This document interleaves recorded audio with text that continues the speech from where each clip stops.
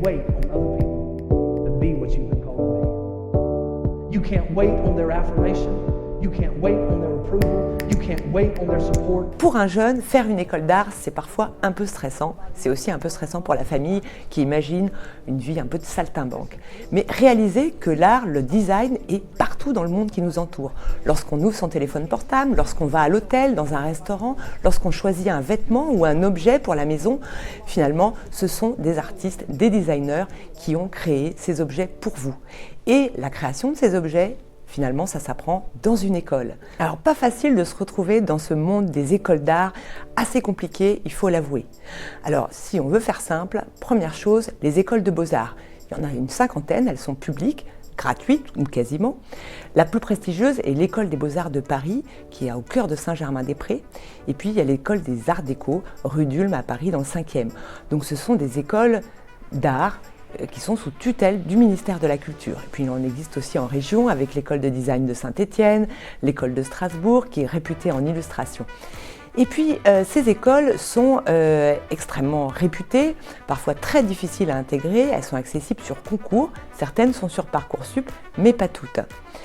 Deuxième catégorie, les écoles d'art appliquées qui sont sous tutelle cette fois du ministère de l'Éducation nationale et de l'enseignement supérieur.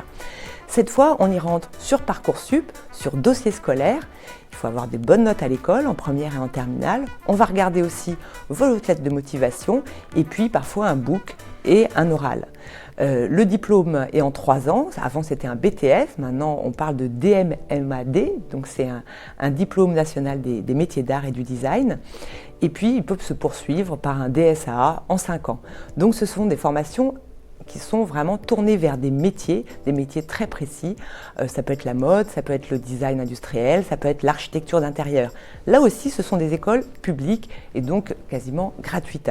Et puis, il y a une troisième catégorie qu'il ne faut pas oublier, ce sont les écoles des chambres de commerce.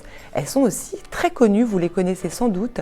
On parle des Gobelins, par exemple, à Paris, qui sont réputés dans le cinéma d'animation et puis aussi les jeux vidéo. Et puis à Rubica, à Valenciennes, MOPA, à Arles, l'école de design de Nantes. Donc ce sont des écoles qui ont été créées à l'initiative de chambres de commerce pour finalement nourrir les industries de la région ou pour développer une industrie autour du design, de l'audiovisuel, du jeu vidéo et pour dynamiser les entreprises d'une région. Et puis il y a un autre type d'école, ce sont bien sûr les écoles privées qui sont en art et en design assez nombreuses, assez réputées aussi et qui sont aussi très intéressantes. Alors bien sûr les frais de scolarité sont beaucoup plus élevés, de l'ordre entre 5 000 et 10 000 euros par an. Certaines proposent des formations en alternance. Alors le plus gros groupe d'écoles d'art, c'est bien sûr le groupe Studialiste, avec des écoles très anciennes parfois, comme Penningen, Strat, l'école Chardon-Savart, l'atelier de Sèvres pour préparer aux écoles d'art. Et puis il existe d'autres écoles plus indépendantes comme le CV, le Studio Berceau, Créapol, qui sont aussi très connues. Beaucoup sont à Paris, mais certaines ont ouvert des antennes dans toute la France.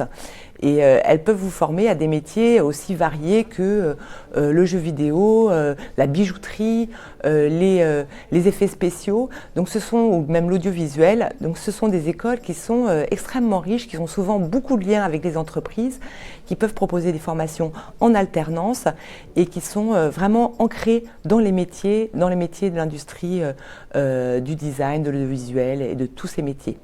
Donc pour choisir son école d'art privée, je pense que le minimum c'est de demander un titre RNCP, c'est-à-dire savoir si le titre est reconnu par le ministère du Travail. Donc le maximum qu'on puisse avoir c'est le titre niveau 1, c'est au niveau Bac plus 5, et puis en dessous c'est niveau 2, c'est niveau Bac plus 3, Bac plus 4. Et puis donc ce titre RNCP c'est une reconnaissance pas de l'État mais du ministère du Travail. Vous me direz c'est un peu pareil mais c'est pas tout à fait pareil quand même. Et puis certaines écoles privées ont le visa Donc ça, c'est vraiment la reconnaissance ultime. Et puis, certaines peuvent même, avec des accords avec des universités, proposer même des masters. Mais c'est assez peu fréquent. Mais ce qu'il faut regarder pour une école privée, c'est vraiment le lien avec les professionnels. C'est vraiment l'atout de ces écoles. Toutes ces écoles d'art, publiques, privées, vous pourrez les retrouver au Salon du Figaro étudiant, au Carreau du Temple à Paris, dans le 3e. Ce sera une journée assez extraordinaire où vous pouvez rencontrer les directeurs des écoles d'art, mais aussi des professionnels qui pourront vous donner des conseils. Donc, je vous donne rendez-vous le 24 novembre.